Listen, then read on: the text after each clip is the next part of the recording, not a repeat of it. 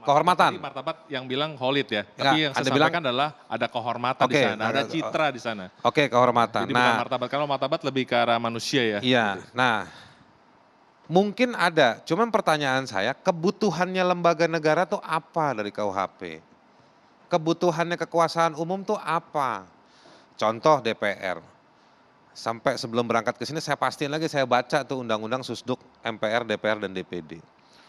Itu undang-undang isinya, abang apalah, isinya itu tugas, fungsi, wewenang, hak, kewajiban dari MPR, dari DPR, dan juga dari DPD.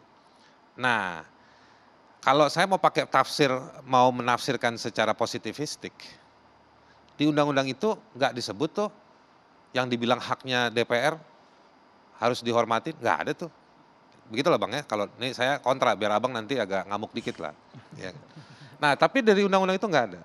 Tapi menariknya di undang-undang Susduk MPR, DPR sama DPD itu ada mahkamah kehormatan, betul nggak? Tapi mahkamah kehormatan menariknya dia ngeritik ke dalam, bukan keluar. Nah, apakah boleh atau bisakah terjadi tindak pidana terhadap DPR? Bisa. Ngebom DPR, ngerusak fasilitasnya, itu tindak pidana terhadap DPR. Atau misalnya kalau mau lebih gila lagi nih bahasanya, yang mengganggu jalan dan fungsi dari si DPR. Nah, itu poin saya. Poin saya berikutnya lagi begini, saya mau belain masyarakat.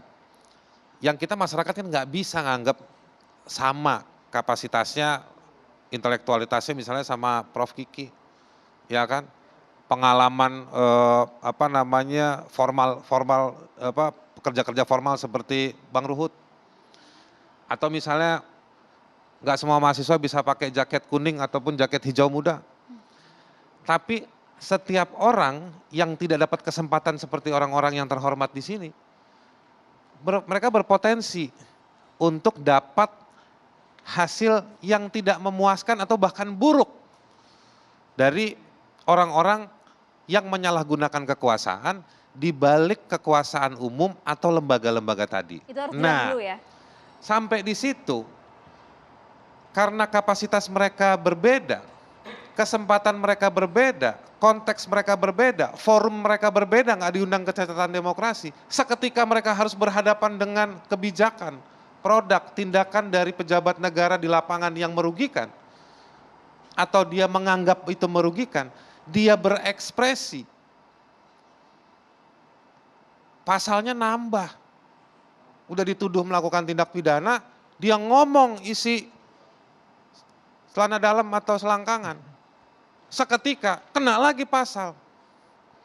Karena kapasitas intelektualnya, kapasitas psikologisnya kan kesian. Nah maksud saya, benar tadi Bang Ruhut bilang, beberapa profesor, orang yang nulis buku, yang kita baca juga bilang, nggak cuma teksnya aja yang baik atau benar, atau nggak benar, tapi juga penegak hukumnya, kualitasnya.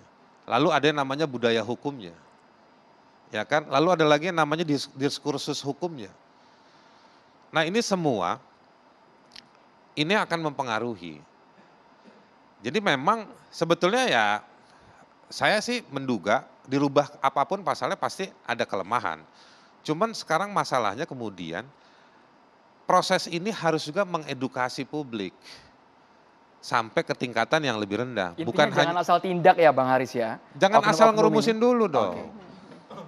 Karena Saya pikir sih bukan demikian ya, artinya gini, kita sudah melewati serangkaian proses legislasi sampai penghalusan, dekolonisasi, demokratisasi. Pasal 207 ini yang sumber asal pasalnya, itu kan awalnya memang kan delik biasa. Nah kita formulasikan ini sebagai delik aduan tadi kan untuk menghormati lembaga tersebut, untuk menjaga citranya. Persoalan memang ada perilaku oknum yang memang merusak citra tersebut, itu memang dua hal yang berbeda.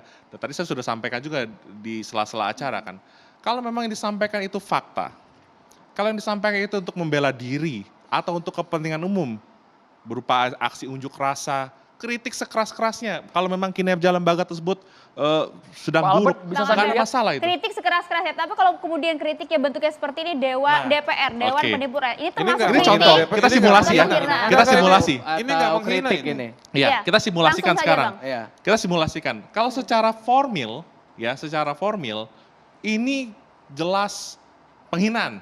Saya dengan tegas Ini katakan. penghinaan Dari mana, Bang? Sebentar dulu, saya jelasin dulu. Dari Sabar, mana? Bang. Ini jelas penghinaan. Tetapi tidak akan pernah ada proses hukum, ya, tanpa ada pengaduan dari DPR. Oke. Tapi kan artinya masuk, jika kemudian ada yang tersinggung, Nggak, ada yang melaporkan, makanya itu bisa gini, ditindak, Bos, Pak Bang. Albert, Sekarang ini gini. yang dibilang menghina yang mana? Nah, sekarang begini, kan DPR itu kan dipilih, ya kan, secara konstitusional, Iya. ya kan. Anggota DPR maksud saya, dipilih mewakili daerah pilihannya masing-masing.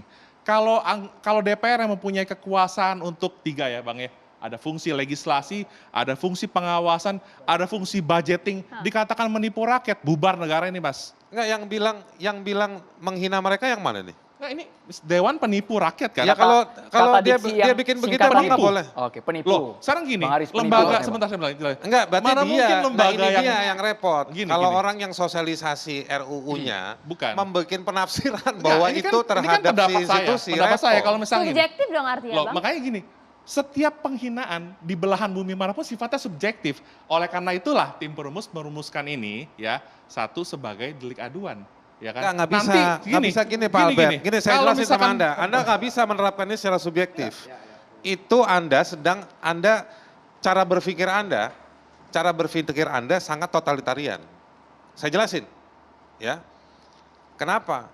Dia subjektif pada korban boleh, tapi kalau mensubjektifkan pada kekuasaan, yang nanti dia laporkan formilnya dengan menggunakan fasilitas kekuasaan, itu ciri-ciri totalitarian. Tidak boleh ada yang lain yang eksis selain dirinya. Nah. Anda itu orang sipil. Nah, makanya saya jawab. Jangan Anda berkontribusi pada penciptaan negara ini pada sikap praktek yang sebetulnya menciptakan kekacauan nanti. Nah, makanya begini saya jawab. Indonesia sudah meratifikasi ICCPR. Ya. Nggak bakal berlaku Nggak, pada pasal kayak begini. Dengar dulu sebentar. Belum selesai penjelasan saya, Bang. Kita tuntaskan Jadi gini, dulu, Bang Haris. Iya.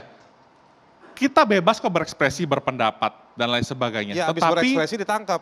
bukan untuk menghina. Kalau misalkan Minimal maaf, dipanggil rektor. DPR dikatakan seperti ini ya tadi kan saya sudah katakan secara formil saya anggap menghina. Bukan, Tetapi ini masalah soal nanti, subjektifnya. Dari mana Anda tahu Loh, bahwa jelas-jelas- ini adalah menghina si Puan Maharani dan kawan-kawan? Loh bukan, ini bukan menghina Enggak, personil. saya kan Enggak, simulasi. dan kawan-kawan Nah, ini DPR itu artinya, dia. Bang. Bang Haris DPR. sudah keliru. Tadi kan Enggak. sebut Puan Maharani. Dan kawan kan artinya Nggak, DPR, Bang, makanya. maksudnya, Bukan, Bang. maksudnya kan tadi Saya sebut keliru nama, berarti kan memahami kekeliruan kamu. berarti kan itu kan mengacu pada personil. Yang saya maksud adalah konteks lembaga. Oke. Tadi kan memang saya sudah sampaikan penghinaan itu sifatnya subjektif dimanapun juga. Ini Makanya- masuk ya ke lembaga ya? Nah secara Nah, formil, sekarang tetapi institusi bagaimana bisa subjektif? loh bukan. Sekarang gini, kalau tadi saya sudah mengatakan, kalau contoh nih karena TV One sudah memilih DPR sebagai contoh dan langsung pada formil Ini yang ada di lapangan Iya, bagus langsung. di contohnya, lapangan. Iya. bagus. Makanya kan saya udah katakan dari tadi, kalau DPR yang merupakan lembaga negara yang fungsinya budgeting, pengawasan, legislasi dikatakan menipu, ini berarti konsep negara check and balances yang ada dan posisi pengawasannya Mungkin lagi gini. sudah tidak ada. Karena artinya janji lagi. dan juga apa yang dilakukan berbeda. Ini Ya, termasuk terlepas hal ini. ada perilaku mungkin dari anggota-anggota tertentu yang merusak citra DPR. Artinya itu bukan hal penghinaan lain. ini. Mungkin Itu konteks lain. saya Tapi makanya sedikit- saya sampaikan, kalau betul bisa dibuktikan menipu, saya tanya DPR menipu yang mana sekarang? Oke. Saya tanya Oke. balik Baik. sekarang, menipunya apa? Pertama ini Nah, kalau memang nggak bisa kebetulan dibuktikan formil. poster yang dibikin oleh teman-teman UI juga gitu ya. Jadi mungkin buat pembuat poster ini siap-siap dipidana nanti. Oh, belum tentu. Kalau Nah, ini saya RKUHP perlu disahkan. luruskan. Sebentar, Karena bagian itu Bang Albert luruskan sudah dulu. sudah Siap-siap bilang pidana gini. sudah Karena dibilang saya bahwa udah ini sampaikan penghinaan. tadi. Pertama, Tahan Gitu. dulu Bang Albert ada boleh? parameternya. Tahan dulu Tadi Bang itu Albert. tadi, kalau Baik, gitu silakan tadi Bang. gini, kalau dia sampaikan sesuai dengan fakta, betul nggak DPR penipu? Kalau Oke. DPR disebut penipu, Menurut Abang bubar betul negara nggak ini. DPR penipu? Oh enggak, karena saya Kenapa? bilang itu adalah lembaga. Ada nggak janji politik yang nggak Loh. diselesaikan sama DPR? Pasti. Kalau misalkan bilang janji politik, presiden manapun juga pasti ada yang mengatakan Oke. demikian. Tetapi gini, Berarti dia menipu rakyat loh nggak? bukan, konteksnya bukan begitu. Menipu itu dalam konteks apa dulu? Iya. Nggak bisa begitu. Oke. Iya, Mas Salim cara mungkin berpikir ingin, gini. ingin menambahkan Pak Albert Yang sebelum ke Pak bahaya Albert gini Bang dari Albert, UGM. tadi sempat disebut bahwa fungsinya LAP tadi ya, legislasi anggaran pengawasan. Nggak mungkin dong DPR menipu lah. Absolutisme ini ya maksudnya pengukuhan DPR maupun lembaga negara lainnya bahwa nggak mungkin salah, nggak mungkin dong nggak pantas dikritik gitu. Nah, Makanya ini beda. Kritik kan beda. Kalau bunyinya begini, gini. DPR misalkan kinerja legislasinya itu buruk, itu bukan menghina. Anda itu sedang membela institusi dengan pendekatan kertas, apa yang ditulis di atas kertas. Kritik itu yang kemudian saya mengakui bahwa banyak orang yang menggunakan kata-kata yang kasar dan itu masuk penghinaan misalnya.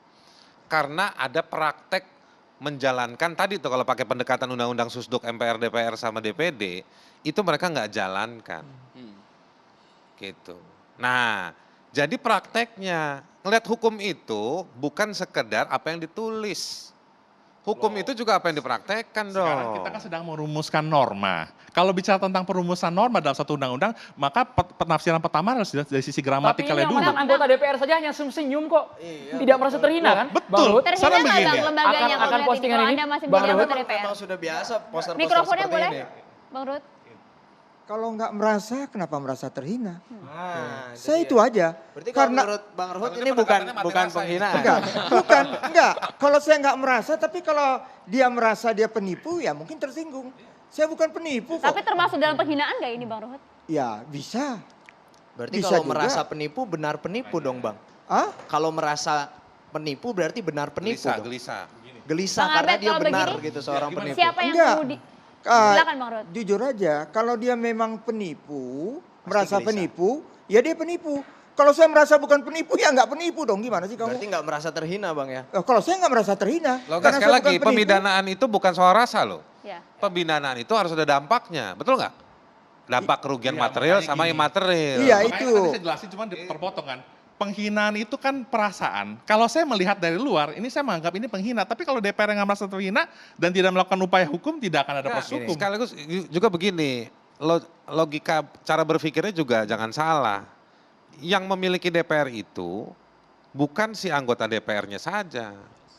Yang punya DPR itu rakyat. Dewan Perwakilan Rakyat. Jadi dia mewakili rakyat. Dia diutus sama rakyat. Terlepas bahwa rakyatnya salah milih itu lagi, dapat amplop.